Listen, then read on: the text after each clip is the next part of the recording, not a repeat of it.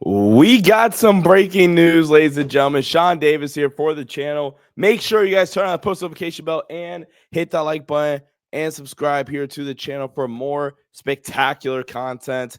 We are already about to hit 10,000 subscribers here on the channel. Really appreciate all you guys' support. 10,000 subscribers in nearly 6 months of action here on the channel. Much appreciated. Comment down below what I made a community post. I'm so excited. I can't even get the words out. I made a community post about this as well. What content do you guys want to see more from me? If the Lakers do make a trade, I will have a film breakdown out on that, and we will be doing more film breakdowns as the season progresses, especially if this team is able to make the playoffs. But let's start here because, man, oh man, Laker fans, we have been waiting like for forever. Jarrett Vanderbilt is back, ladies and gentlemen. JJ Redick says that Jarrett Vanderbilt will be available for the first time all season, for the first time in nearly a year. Jarrett Vanderbilt will be available Saturday against the Golden State Warriors. Now, per JJ Redick, they're still going to be pretty cautious with him. He's, as a matter of fact, this is his own words, that they are not even sure he will play Saturday, which I don't know. I have my own thoughts on that, honestly. Like, I don't know. Like, I don't know. I do think that's a little bit strange. But JJ Redick said that Jarrett Vanderbilt has been medically cleared and will be available to play on Saturday versus Golden State, barring any setbacks. He said there's no guarantee that Vando plays then, and it'll come down to how Vando feels. So he's available, but he's not. I view that as kind of a, game time decision for Vanderbilt, and something that, we'll kind of just have to, see with Vando. I'm really excited to get Vando back. I've talked, I feel pretty extensively actually about Vando's impact on this team, why he's so important for this Lakers team, and what he's going to be able to do for this team, specifically on the glass, at the not necessarily at the point of attack, but the ability to guard on the ball in perimeter isolation, example specifically, and then also being able to be used as a weak side rebounder, as a screen setter offensively, and it's important for the Lakers to get him back. They really need him back at his size, especially now with kind of what the Lakers have been saying internally, specifically LeBron James and Anthony Davis. We're going to get to that in just a sec, but I do think it's also kind of cool that this is the return game. I think when you ask Laker fans what's the most impactful Vando game, I think a lot of them say game 1 against the Golden State Warriors, which is fair. I look at it more as the Dallas game, the 27-point comeback that same season. But Vando's going to do a really good job at taking the Warriors out of their motion action because of his ball denial stuff. If Vando's able to return for that game in particular, and getting Vando back for this upcoming stretch of games where it is a gauntlet. You start things off tomorrow against the Goons and Greens, the Boston Celtics. But then on this stretch, this February schedule is not kind to the Lakers. You play the Clippers twice, February 4th, February 28th, and then March 2nd. They play the Knicks February 1st. They play the Warriors again February 6th. They play the Pacers February 8th. The Denver Nuggets February 22nd. The Mavs February 25th. The Timberwolves February 27th. You're assuming that Luka Doncic is back at that point. The schedule's only going to get tougher. You still haven't played the Bucks yet. You still have to play OKC at least 2 more times. I want to say, look at the schedule. Yep, 2 more times. Play OKC. Like, it's not going to get easier. And this is the time for the Lakers that have been able to keep pace in the Western Conference as of right now. They're a 6th seed. And this is why this is the time for the Lakers to get healthy, get serious about the roster, and, we'll see how things kind of carry out from there.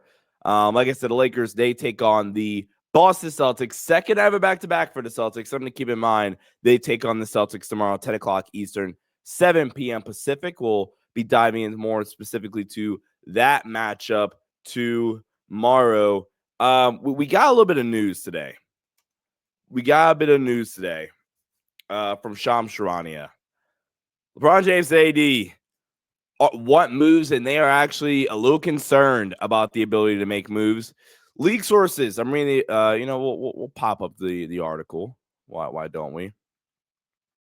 Charania, almost head of The Athletic, of ESPN, states that with a little bit more than 2 weeks away, league sources told ESPN that LeBron James and Anthony Davis are growing concerned about the Lakers' ability to make significant roster upgrades with their 2 tradable first rounders.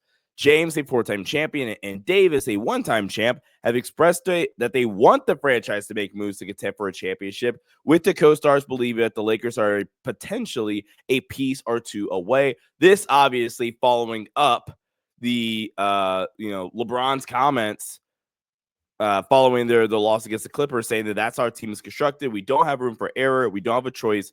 That's the way our team is constructed. We have to play close to perfect basketball. And then obviously they have not played with Vanderbilt, Christian Wood all season so far. And then JJ obviously also adds that it just goes back to not having a huge margin for error. And I think our group is like, if one guy's gone from the rotation, there's an exponential effect to that. When we're healthy, we're whole, we're playing connected, and we execute, I think we're a great basketball team. So that's what JJ Redick had to say following that Clippers loss.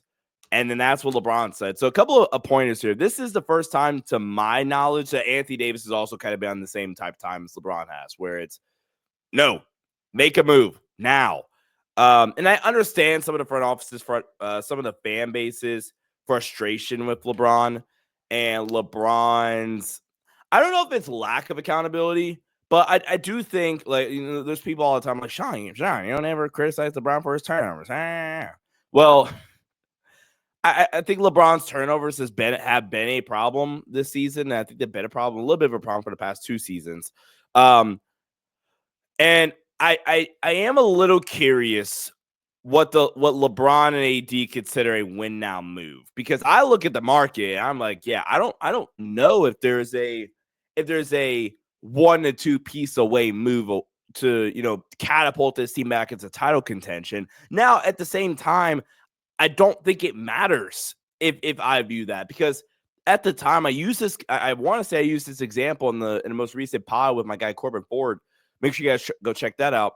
I want to say I used this example, but if you told us back then at that deadline that, oh yeah, Malik Beasley, Jared Vanderbilt, and D'Lo, yeah, that's enough to make a Western Conference Finals push. That's enough to be 4 games away from making the NBA Finals. That's enough to be in the closest, most competitive 4-0 sweep. And sure, me coping, I guess, conference final series of all time. No, I would have looked at you crazy and said, nope, that's not necessarily needle moving enough. And it turned out it was, right? You got favorable matchups. You have LeBron and Anthony Davis, and I get it. Some of the lineup data isn't particularly favoring those two as a duo this season. I want to say LeBron and AD as a duo this season has a negative 2.4 net rating or something along those lines. I get all that. I do understand that.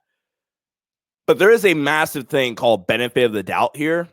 And there's one player, arguably more than any player in all professional sports, who has legitimately earned benefit of the doubt in a scenario like that, where it's, I don't know if there is a move out there to be made that makes him a title contender, but god darn, do we have to try? And that man is LeBron, right? So don't even take this as me as like saying like, oh man, like we have to drop everything and help Bron. No, but like Bron and AD are both still top 10 players or top 10 ish players in the league. And I can't sit here and be as critical as I've been about the Golden State Warriors and their process over the past, 2.5 years since they won the title, and then come right here on this channel and look you dead in the face and say, yeah, what the Lakers doing is absolutely right by Bron and AD. You're 2 superstars. So I don't know what that deal is. I've kind of been in the mindset of that I will be surprised what the deal is, honestly. But LeBron and AD want moves. And it is interesting that this is kind of one of the first few times AD's been like, yes, we want moves. So let me know what you guys think. Is there a move out there that you think catapults the Lakers into title contention? You guys let me know in the comment section down below. I'm curious what you guys think. Is it Alonzo Ball? Is it a Cam Johnson? Is it a Walker Kessler? Is it a Jonas Valanciunas? Is it a Bruce Brown?